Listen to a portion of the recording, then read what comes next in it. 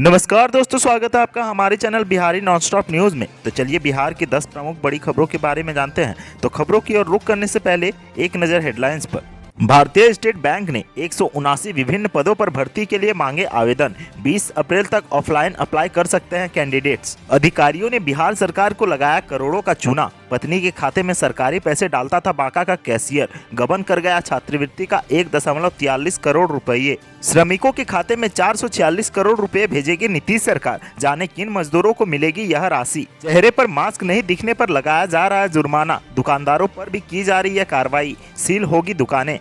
बिहार में अब फास्टैग की मदद से दबोचे जाएंगे शराब तस्कर। बंगाल चुनाव के कारण झारखंड बना तस्करी का मुख्य मार्ग। बिहार में जमीन म्यूटेशन के लिए बन रहे हैं नए नियम। दाखिल खारिज में गड़बड़ी पर कर्मचारी से लेकर सीओ तक होगी कार्रवाई। बिहार में फिर पांव पसार रहा है कोरोना। सामने आए 195 नए मामले। जाने राजधानी पटना सहित सभी जिलों के आंकड़े। एनटीपीसी परीक्षार्थियों के लिए दिल्ली पटना के बीच चलेगी स्पेशल ट्रेन। फ्री ट्रेवल पास से भी कर सकेंगे यात्रा। जाने पूरा शेड्यूल। गिफ्ट के तौर पर शराब लेकर ससुराल आ रहा था शख्स। चढ़ गया पुलिस के हत्थे। खाना बनाने के दौरान लगी भीषण आग में 20 घर जलकर खाक। 25 लाख की संपत्ति का हुआ नुकसान।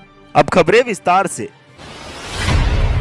भारतीय स्टेट बैंक ने 179 कार्यकारी फील्ड ऑफिसर के पदों पर भर्ती के लिए नोटिफिकेशन जारी किया है। इन पदों पर भर्ती के लिए आवेदन प्रक्रिया शुरू हो चुकी है। कैंडिडेट्स 20 अप्रैल तक इन पदों के लिए अप्लाई कर सकते हैं। कैंडिडेट्स तय तारीख तक एप्लीकेशन फॉर्म भरकर ऑफलाइन आवेदन कर सकते हैं। इन पदों के लिए बैंक की सेवा से सेवानिवृत्त अधिकारी आवेदन कर सकते हैं। ज्यादा जानकारी के लिए ऑफिशियल नोटिफिकेशन देख सकते हैं। आवेदन करने वाले कैंडिडेट्स की उम्र सीमा 60 से 63 साल के बीच होनी चाहिए। पोस्ट वाइज आयु की जानकारी और छूट के बारे में जानने के लिए नोटिफिकेशन देखें। इन पदों के लिए कैंडिडेट्स का सिलेक्शन में इंटरव्यू के आधार पर किया जाएगा।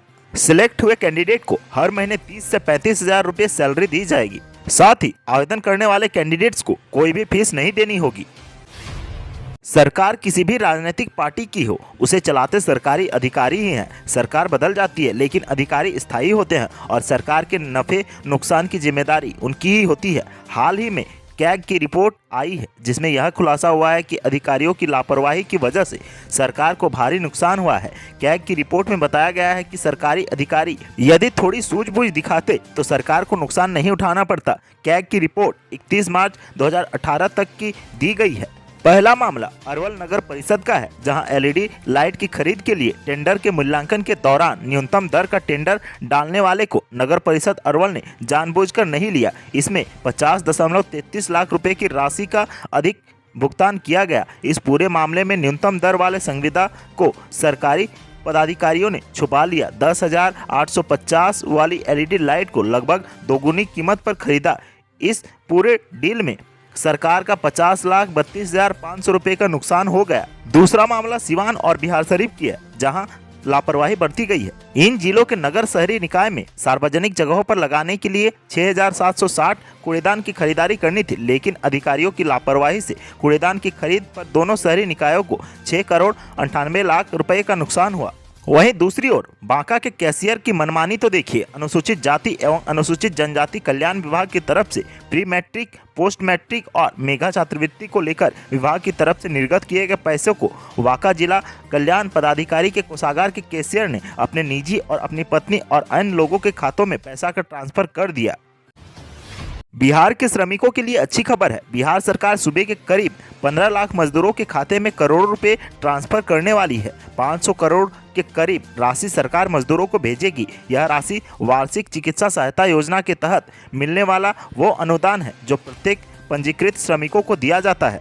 बिहार के प्रत्येक पंजीकृत श्रमिकों के खाते में 3,000 रुपये भेजे जाएंगे। बता दें कि बिहार राज्य सन्निर्माण कर्मकार कल्याण बोर्ड में राज्य के 14,87,023 श्रमिक पंजीकृत है। इन मजदूरों की अधिकतम आयु 60 वर्ष तक है। राज्य सरकार इन श्रमिकों को चिकित्सा अनुदान के नाम पर हर साल 3,000 रुपये देती है। इस साल भी इस राशि को मजदूरों के खाते में भेजने की तैयारी की जा रही है। वित्तीय वर्ष 2020-21 की राशि इस अनुदान की आखिरी किस्त होगी। इस राशि को श्रम संसाधन विभाग ने शुक्रवार से बैंकों को ट्रांसफर किए जाने की प्रक्रिया आरंभ कर दी है। डीबीटी के जरिए ये राशि जल्द ही मजदूरों के खाते में पहुंच जाएगी। बता दें कि इस बार मिलने वाली राशि इस अनुदान की आखिरी किस्त होगी।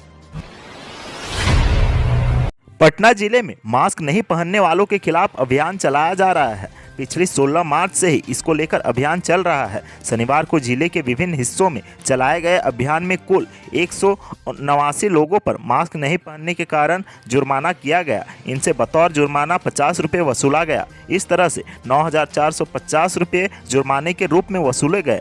इस मास्क चेकिंग अभियान में अब तक 93,600 रुपये जुर्माना वसूला जा चुका है। मास्क चेकिंग अभियान के लिए अलग अलग टीमें बनाई गई हैं। इसके साथ ही विभिन्न थानों में ट्रैफिक पुलिस, नगर निगम आदि के द्वारा भी जुर्माना वसूला जा रहा है। इन दिनों दुकानदारों से भी यह जुर्माना वसूला जा रहा है। दुकानदारों को जुर्माने के बाद इस चेतावनी के साथ छोड़ा जा रहा है कि अगर वे आगे भी मास्क नहीं पहनेंगे तो उन पर कड़ी कार्रवाई की जाएगी। उसमें उनकी दुकानों को भी सील किया जा सकता है। वहीं बिना मास्क का वाहन चलाने वालों को भी वाहन भी जब्त किया जा सकता है। पुलिस व उत्पाद विभाग की टीम बाहर से आने वाले शराब तस्करों के एक रूट व एक पैटर्न को पकड़ रही है। तो मात्र एक सप्ताह से 10 दिन के भीतर ही तस्कर अपना रूट और पैटर्न बदल दे रहे हैं। रास्ता बदलने के साथ वाहन के प्रकार और छुपाने का तरीका भी बदल दिया जाता है। मद्य निषेध विभाग के एसपी संजय कुमार बताते हैं कि पश्चिम बंगाल में चुनाव होने के कारण वहां से लगे राज्य के सीमावर्ती जिलों में चौकसी बढ़ जाने से अब झारखंड के रास्ते शराब की आवक बढ़ गई है। उसमें भी तस्कर झारखंड से आने वाले मुख्य रास्ते मसलन रजौली, बांका, चकाई आदि मुख्य मार्ग से प्रवेश नहीं कर चतरा, सतगावा, गिरिडीह आदि कई ऐसे छोटे रास्तों को अपना मार्ग बना रहे हैं, जहां अब तक पुलिस व उत्पाद विभाग की नजर नहीं रही है। उत्पाद विभाग के अधिकारी बताते हैं कि शराब तस्करी को ब्रेक करने के लिए फास्टैग को भी अपना हथियार बनाने की कोशिश हो रही है। उत्पाद विभाग की कोशिश है कि फास्टैग से निबंधित वाहनों को भी नजर रखा जाए। ऐसे में निबंधित वाहनों को पकड़ने में आसानी होगी। विभाग के अधिकारियों के अनुसार शराब तस्कर अपने ट्रक व बड़े वाहनों को छोड़कर छोटे वाहनों से तस्करी की अधिक घटनाएं कर रहे हैं। राजस्व एवं भूमि सुधार विभाग ने दाखिल खारिज में गलती को लेकर विभाग के कर्मियों को भी जिम्मेवार बनाने की तैयारी कर रहा है। इसके लिए नया कानून बनाने का प्रस्ताव तैयार हो रहा है। भूमि विवाद को रोकने के मकसद से बनाए जा रहे इस कानून में दाखिल खारिज में गड़बड़ी करने पर राजस्व कर्मचारी से लेकर सीईओ तक दंडात्मक कार्रवाई का प्रावधान होगा। राजस्व एवं भूमि सुधार मंत्री रामसूरत राय ने बताया कि दाखिल खारिज में गड़बड़ी एक गंभीर समस्या है। अक्सर यह मामला आता रहता है। एक ही जमीन में से मालिक एक से अधिक लोगों को जमीन बेच देते हैं। ऐसा भी होता है कि यदि किसी के पास 1 एकड़ जमीन है और वह उस जमीन में 3-4 लोगों को हाथों बेचता है तो उसमें 1 एकड़ की जगह उन क्रेताओं के बीच 1.5 एकड़ तक रजिस्ट्री कर दी जाती है। उसमें पहले रजिस्ट्री कराने वाले क्रेता दाखिल खारिज के लिए आवेदन देता है तो उसे रोककर दूसरे या तीसरे क्रेता के नाम पर पहले दाखिल खारिज कर दिया जाता है और पहले वाले को पहले आवेदन देने के बाद भी लटका कर रख दिया जाता है। ऐसे मामले में राजस्व कर्मचारी से लेकर सीईओ तक शामिल होते हैं। इसीलिए इस तरह की गड़बड़ी करने वालों पर कानूनी कार्रवाई के लिए कानून लाने की तैयारी की जा रही है। राज्य में शनिवार को कोरोना का टीका 1,03,000 लोगों को दिया गया। इधर पिछले 24 घंटे में राज्य में कोरोना पॉजिटिव के 195 नए मामले पाए गए हैं। पिछले दिनों की तुलना में कोरोना के नए मामले में मामूली कमी हुई है तो राज्य में एक्टिव केस की संख्या में वृद्धि दर्ज की गई है। पिछले 24 घंटे के दौरान राज्य में एक्टिव केस की संख्या बढ़कर 1,115 हो गई है। कोरोना के नए मामलों में पटना में सर्वाधिक 80 केस पाए गए हैं। राज्य में कुल 1,03,699 लोगों को वैक्सीन का डोज दिया गया। इसके साथ ही राज्य में कुल 26,23,741 लोगों को टीका दिया जा चुका है। राज्य स्वास्थ्य समिति द्वारा जारी रिपोर्ट के अनुसार राज्य में शनिवार को कोरोना का पहला डोज कुल 1,0191 लोगों को दिया गया, जिसमें 60 वर्ष और उससे अधिक उम्र के 83,667 लोग जबकि 45 से 59 वर्ग के 13,716 लोग शामिल थे। कोरोना के बढ़ते खतरों के बीच परीक्षार्थियों को परीक्षा देने में आने वाले परेशानियों को दूर करने के लिए रेलवे ने विशेष ट्रेन चलाने का फैसला लिया है। रेलवे के नॉन टेक्निकल पॉपुलर कैटेगरी भर्ती के लिए प्रथम चरण के ऑनलाइन परीक्षा में शामिल होने वाले छात्रों के दिल्ली से पटना के बीच एक जोड़ी विशेष ट्रेन चलाने का फैसला लिया गया है। रेल मंत्री पीयूष गोयल ने शनिवार को ट्वीट कर यह जानकारी दी। ट्वीट में उन्होंने लिखा कि अभ्यर्थियों की सुविधा के लिए भारतीय रेल आनंद विहार, दिल्ली व पटना के बीच विशेष ट्रेन का संचालन करने जा रहा है। विशेष ट्रेन में छात्र अपने फ्री ट्रेवल पास का इस्तेमाल भी कर सकेंगे। युवाओं के भविष्य के लिए रेलवे हर कदम उनके साथ है।